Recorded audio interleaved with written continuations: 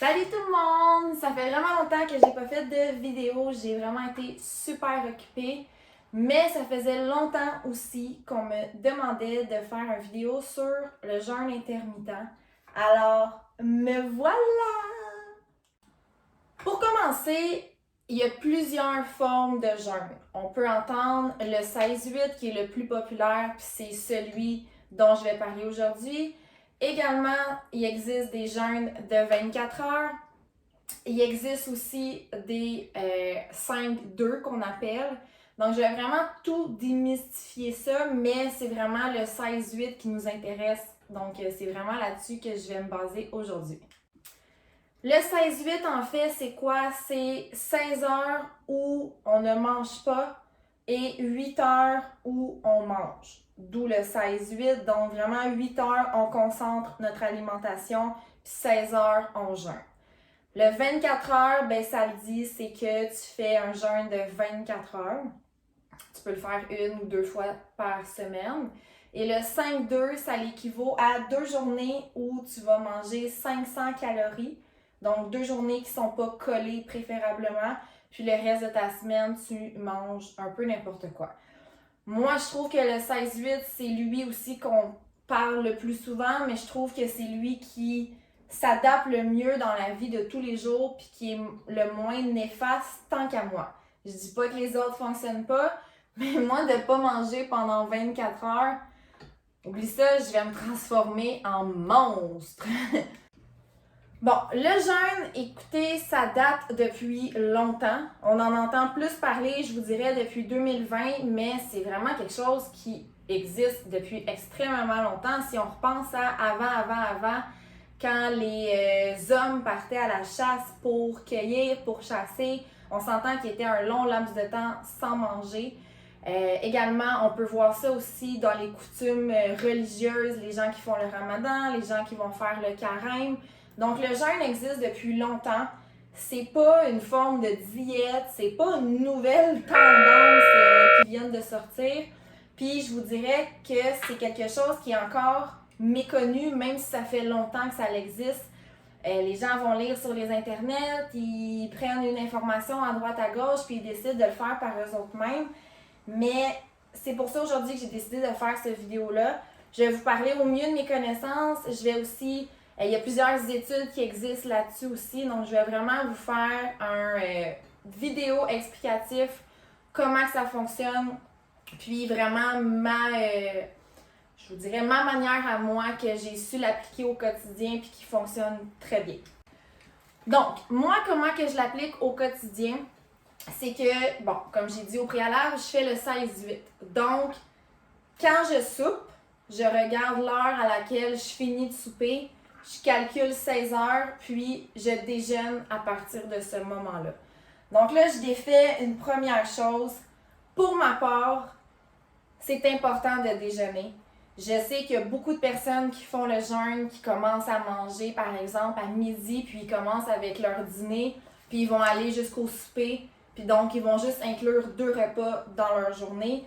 Pour ma part, j'ai de la misère avec cette formulation-là, parce que sur du long terme, je le sais qu'il va manquer des calories, je le sais qu'il va manquer des nutriments, puis à long terme, ça peut faire en sorte que la personne ne mange pas assez, elle se sous-alimente, puis ça peut être quelqu'un qui s'entraîne vraiment fort. Donc à long terme, moi je défais cette façon de faire.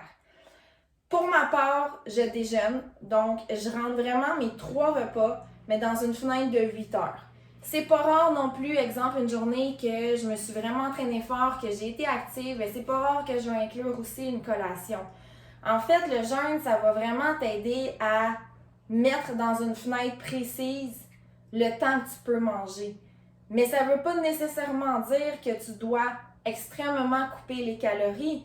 C'est pour ça que les gens souvent se fient à la balance, puis c'est un des fléaux, c'est une des problématiques que je remarque vraiment dans ma pratique, c'est que les gens vont, exemple, juste dîner puis, exemple, souper, mais ce sont des personnes qui vont être actives, qui vont vraiment bouger, puis dans 2 repas, c'est difficile de rentrer. Oui, tu peux rentrer beaucoup de calories, Mais là, ça va aller à l'inverse un peu de ce que je prône, qui est la digestion. Donc, ça va vraiment surcharger la digestion à 2 moments précis. Donc, j'aime mieux étaler ça sur 3 repas ou 4 avec une collation. Ça rentre parfaitement dans mon 8 heures. Je surcharge pas ma digestion. Puis, à ce moment-là, ben, je réussis à atteindre mes objectifs parfaitement. Pour ma part, c'est vraiment facile de faire ça parce que je suis pas une fille qui aime manger en se levant. J'ai pas faim en me levant. J'aime, lézarder dans mon divan, boire mon café et tout. Parce que oui, le café noir peut rentrer dans un jeûne. En fait, toutes les boissons qui sont en fait à 0 calories, qui vont pas apporter de calories, c'est correct. Si par exemple, tu bois un café avec du lait, ben là, ça vient briser ton jeûne. Tout ce qui va apporter des calories, du sucre ou peu importe, va briser ton jeûne. Donc, tu peux prendre ton café, tu peux prendre du collagène, tu peux y aller vraiment pour des choses qui n'apportent pas de calories, qui ne viendront pas briser le jeûne. Donc, le matin, je bois mon café, je fais mes trucs. Souvent, moi, je m'entraîne à jeun. Donc là, ça sera un autre dossier. On va aller parler du training à jeun. Est-ce que c'est bon, est-ce que c'est pas bon? Encore là, c'est pas fait pour tout le monde. Mais pour ma part, ça fonctionne bien. J'ai des bons résultats. Puis, ça vient pas gruger la masse musculaire. Donc, je m'entraîne à jeun par la suite. Bon, je fais mes trucs et tout. Puis, je déjeune souvent entre 10 et 11, dépendamment de mon horaire. Par la suite, si j'ai trop faim ou je travaille ou j'ai pas le temps de prendre un dîner tout de suite, je vais manger une petite collation. Par la suite, je vais dîner et je vais souper. Puis, exemple, que je finis de souper à 6 heures le soir, ben là, je ne mange plus rien jusqu'à 10 heures minimum le lendemain matin. Encore là, pour ma part, j'ai de la misère à concevoir qu'une personne, par exemple, peut jeûner, mais peut manger n'importe quoi dans son jeûne. Je trouve que ça va à l'encontre, en fait, de la pratique de ce que je prône. Donc, tu sais, mes aliments que je rentre dans mon jeûne, c'est santé. Je mange bien, je fais des bons choix. Je veux dire, oui, tu peux avoir des résultats en faisant le jeûne puis en mangeant moins bien, mais rendu là, ça vient défaire un peu ce que je prône, ce que, tu sais, c'est bon d'avoir des bons aliments, ça amène d'autres bienfaits, l'énergie, pas de carence, etc. Donc, bref, vraiment de s'assurer d'avoir des bons nutriments, des bons repas soutenants, de boire suffisamment d'eau et ça dans une fenêtre de 8 heures. Les recherches démontrent que quelqu'un qui commence le jeûne, ça peut prendre de 2 à 4 semaines vraiment avant que le corps s'habitue. Ça se peut que tu ressentes la faim. Ça se peut que ton humeur change. Moi, je sais que pour ma part, quand j'ai faim, j'ai faim. Mais ça fait tellement longtemps que je fais ça. Tu sais, je vous dis que j'ai commencé au mois de janvier après avoir accouché, mais je pratiquais déjà ça auparavant, mais de façon moins assidue. Donc, je me rappelle pas si moi, ça l'a fait ces effets-là, mais je sais que ça peut être des trucs qu'on peut remarquer.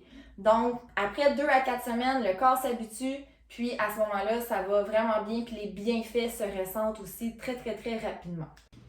Pour ce qui est des bienfaits du jeûne intermittent, les recherches démontrent que ça peut venir lutter contre le diabète parce que ça maintient ton insuline basse. Veux pas, le laps de temps que tu manges pas, ton insuline travaille quasi pas, voire pas. Donc, ça évite de faire des pics au niveau de ton insuline au courant de la journée. Ça va aider aussi au niveau de la digestion parce que ça laisse un break digestif parce que tu ne manges pas pendant 16 heures. Donc, ça va vraiment favoriser d'autres mécanismes vu que ta digestion n'est pas en action. Donc, également, ça peut lutter contre les problèmes de santé. Par exemple, on sait que la population va vers l'obésité. Je dis pas que tout le monde est obèse, mais je dis que c'est plus facile qu'auparavant. Tu sais, auparavant, quand il n'y avait pas Internet, quand il n'y avait pas de TV, ben, les gens sortaient dehors, bougeaient. Donc là, on est quand même une société qui est plus sédentaire. Donc, le fait de jeûner, même si par exemple ton mode de vie ne change pas réellement, ben, ça peut t'aider contre l'obésité. Ça va aider aussi à la longitude. Là, sur les humains, les études ne sont pas encore 100% concluantes, mais ils ont fait des études sur les animaux. Ça a été vraiment prouvé que de faire du jeûne, ça peut vraiment te faire mourir plus tard. Donc, en gros, le jeûne peut vraiment aider à plusieurs petits problèmes. Est-ce que le jeûne est fait pour tout le monde? Non. Je le conseille pas aux femmes enceintes, aux femmes qui allaitent, à une personne de moins de 18 ans, à des personnes qui ont déjà eu des troubles alimentaires, par exemple l'anorexie, la boulimie. Je conseille pas le jeûne. Aux personnes qui sont déjà diabétiques de type 2 non plus, ou consulter vraiment un professionnel. Moi, je ne suis pas la professionnelle dans ce domaine. Je dis vraiment ma manière de penser face au jeûne, puis j'explique un peu c'est quoi, ça sert à quoi et tout, mais je suis pas une professionnelle pour dire ah oui, toi, même si. Bon, vous comprenez? Donc, en gros, c'est ça. Donc, le jeûne, ça peut être bon, c'est pas fait pour tout le monde, c'est pas fait dans n'importe quel ordre non plus. Comme je vous l'ai dit au préalable, moi, je vous ai parlé de ma manière à moi, de vraiment inclure 3 repas principaux, puis vous pouvez même aller avec une collation de plus. Mais ça, c'est ma manière à moi. Là, j'entends déjà Joe puis Ginette dire « Ouais, mais moi, je mange 2 repas, puis ça fonctionne, puis peut-être. » Mais moi, je vous parle de ma manière, qui ça fait longtemps que je la pratique, ça fait plusieurs fois que je le donne aussi dans mon bureau à mes clients-clientes, puis qui ont des très beaux résultats, qui n'ont pas de perte d'énergie, qui n'ont pas de carence, qui réussissent à prendre de la masse musculaire aussi. Parce que ça, c'est un autre fléau. Les gens qui décident de manger, exemple, 2 repas, souvent n'ont pas assez de calories, souvent n'ont pas assez de nutriments, puis ils vont perdre sur la balance, mais ce qu'ils ne savent pas, c'est qu'il y a peut-être une partie, dans le fond, qui... Ok, je recommence. Il y a peut-être une partie de ce qu'ils vont perdre sur la balance qui va être de la masse musculaire. Donc, moi, c'est vraiment une méthode qui est saine. C'est vraiment une méthode où je mange bien, je fais des bons choix. Donc, c'est pas quelque chose que le matin, je déjeune 2 toasts pain blanc avec Nutella. Puis mon dîner, je vais manger un sandwich au ballonné. Puis mon souper, je vais aller me chercher un plat de pâtes sauce rosée gratinée avec un pain light. Je parle de vraiment, oui, 3 repas sur une fenêtre de 8 heures, mais des bons repas. Donc, en gros, c'est ça. J'ai pas rentré dans des études ou des recherches dans le sens qu'il y en a beaucoup. J'aurais pu citer beaucoup de personnes qui ont déjà fait des études sur soit la longévité ou whatever, mais j'ai vraiment dit dans mes mots, c'est quoi le jeûne? C'est pour qui? Qui peut pas le faire? Comment ça fonctionne? Donc, en gros, j'ai vraiment été au but de ce que je voulais. Donc, si jamais t'es nouveau ou nouvelle sur ma chaîne, abonne-toi, like, mets en commentaire si ça t'intéresse de faire le jeûne, si tu le fais déjà aussi. Si jamais t'as des questions aussi, gêne-toi pas.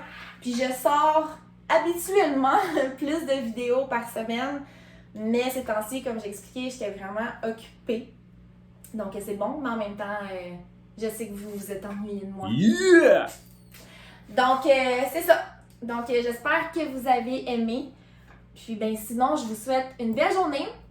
Puis, j'espère que vous allez, pas que vous allez, mais que vous avez été éclairés sur le sujet. Bonne journée!